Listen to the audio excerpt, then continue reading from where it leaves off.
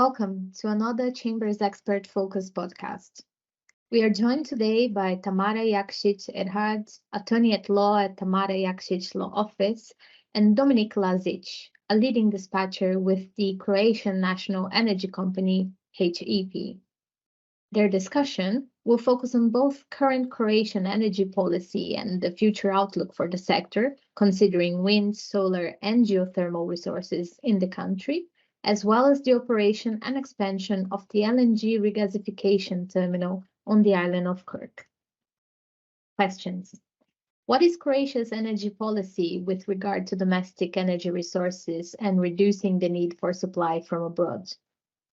What is the key legislation regarding energy production in Croatia?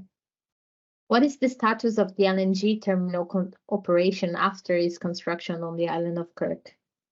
What is Croatia's future energy strategy?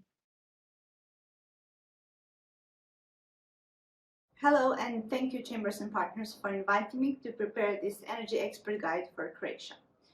To answer your questions on current energy policy and future outlook in Croatia, we will be addressing primarily two topics. The first being the renewables, namely the new regulatory framework that is being implemented in regard to renewables. And secondly, the experience that we have with the currently ongoing investment cycle. Finally, we will be touching on the Croatian gas market at the moment and the LNG terminal, which is being expanded. However, in order not to keep the discussion solely within the legal sphere, I'm very happy to be joined today by my guest, Mr. Dominik Lazic, who is an energy expert with over 10 years experience working in the market and currently working as a leading dispatcher with Croatian national energy company HEP. Thank you, Tamara, for inviting me, and I'm looking forward to discuss this topic with you. Thank you for joining me. Going back to your first question about Croatia's energy policy and reducing the need for supply from abroad, it is fair to say that Croatia's energy policy and energy market are heavily influenced by the war in Ukraine. Croatia is no exception to that. The thing is that Croatia's resources of oil and gas are limited, and therefore domestic production is not likely to significantly expand. This inevitably directs Croatia's strategy towards renewables and LNG terminal.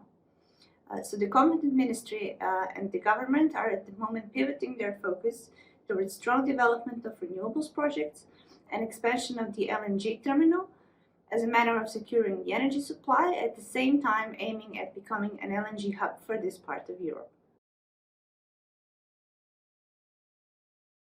So it was the geopolitical factors that pushed Croatia towards the planned increase of the share of renewable energy in its total energy production, and that pushed the legislator to implement the new regulatory framework, which was introduced by the new Electricity Market Act brought in the second half of 2021.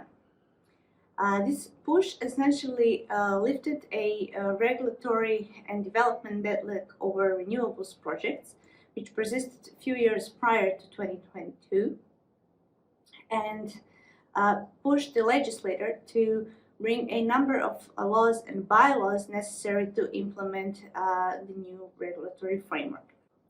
So in these circumstances, the challenge for both the investors and us lawyers was to navigate the permitting and regulatory process, which, as completely new, was oftentimes unclear, filled with legal gaps, not actually tested on an actual project before, and lacking transitional provisions for the projects which were well underway at the time of it being brought.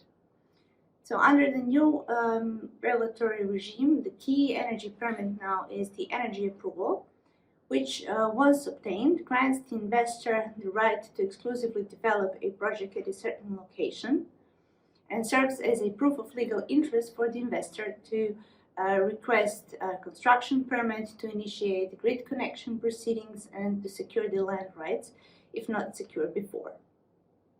Unfortunately, there are still some legal uncertainties which linger in relation to the permitting process, and those are, for example, revolve around permitting for energy production within ESCO and similar business models. So, Dominik, what would you say, how does the market feel about this surge in renewables project development and the implementation of the new regulatory framework? Well, as you previously mentioned, there is a concerted effort from the investors to implement as many projects in renewable energy as possible, both in solar and wind power plants. It's worth noting that solar power plants are less geographically constrained than wind power plants, and it's more natural to expect a bigger expand in that segment. Also, there is a decrease in equipment cost and in efficiency of the panels themselves, so that also supports their potentials. To a lesser extent, but with significant potentials, other technologies such as geothermal power plants and systems related to green hydrogen are also being developed. And from perspective of transmission system operators, there are certain problems. Transmission capacities are proving increasingly inadequate. And additional investments in grid will be necessary both in Croatia and in neighboring countries, with a focus on strengthening interconnections. In this context, it's encouraging to note that in Croatia projects are being implemented to provide necessary flexibility to the grid, such as large battery systems and aggregation components. Additionally, green hydrogen production technology has the potential to utilize any surplus of green energy in the market. For such projects, it will be necessary to change their legislative classification from end consumers, subject to peak power charges, to systems that contribute to the security of the grid, thereby avoiding unnecessary financial burdens.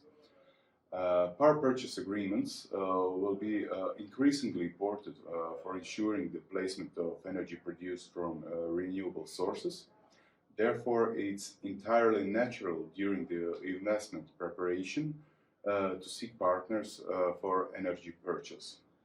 In summary, the transformation of the entire electricity system towards sustainability and carbon neutrality is underway, opening numerous opportunities for participation in high-quality projects.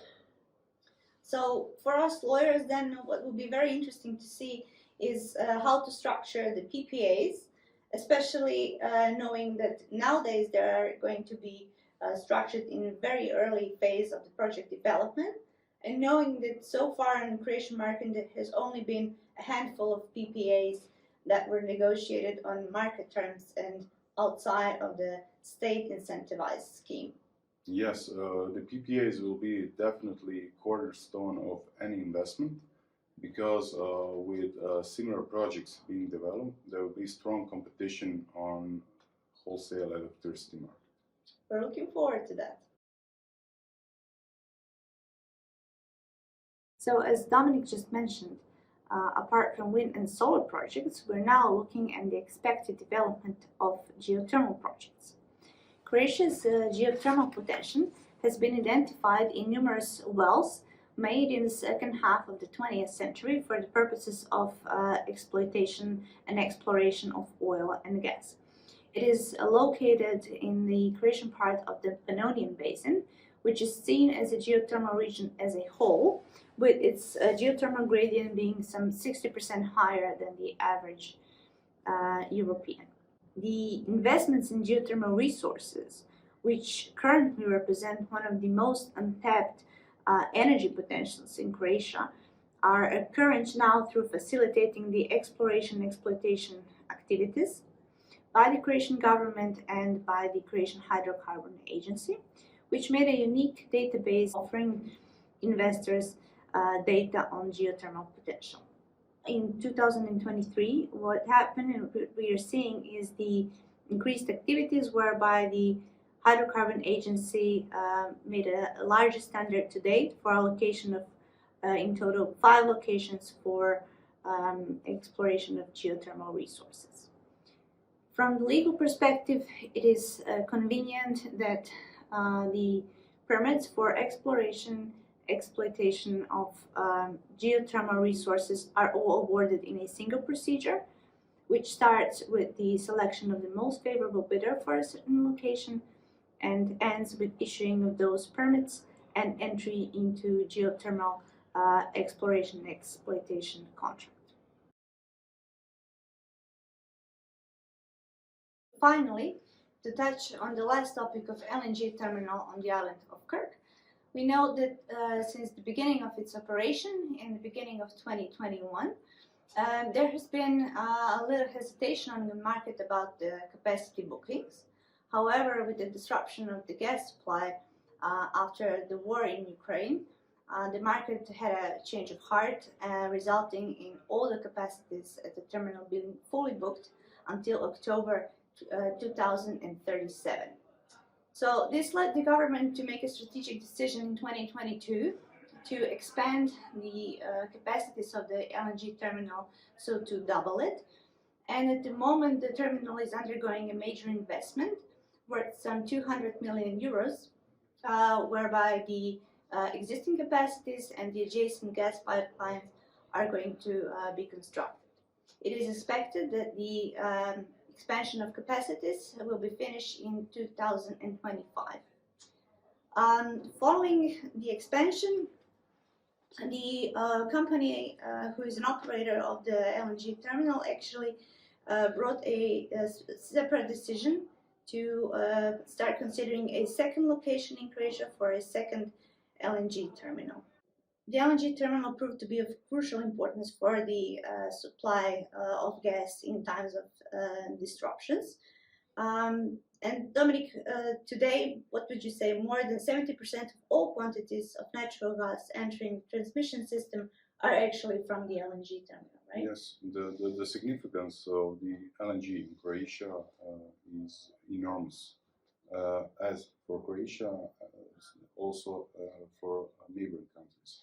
So in near future, interconnections on Croatian borders, primarily towards Slovenia, towards Hungary, will have ever-increasing importance in securing European energy sufficiency.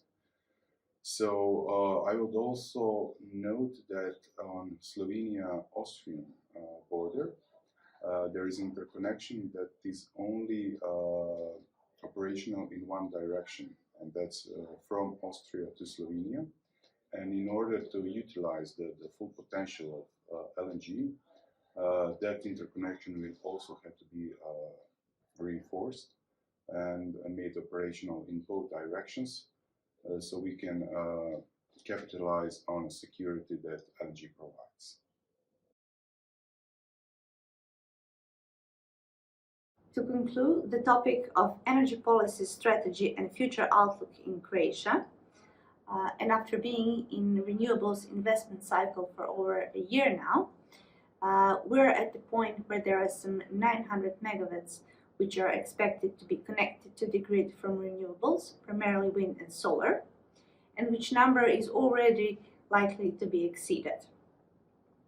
So following almost complete standstill in project development, now are the times of increased dynamics and opportunities for renewables projects in Croatia, with, as I mentioned, solar and wind projects already well underway, and the projects from geothermal resources being in its initial exploration phase.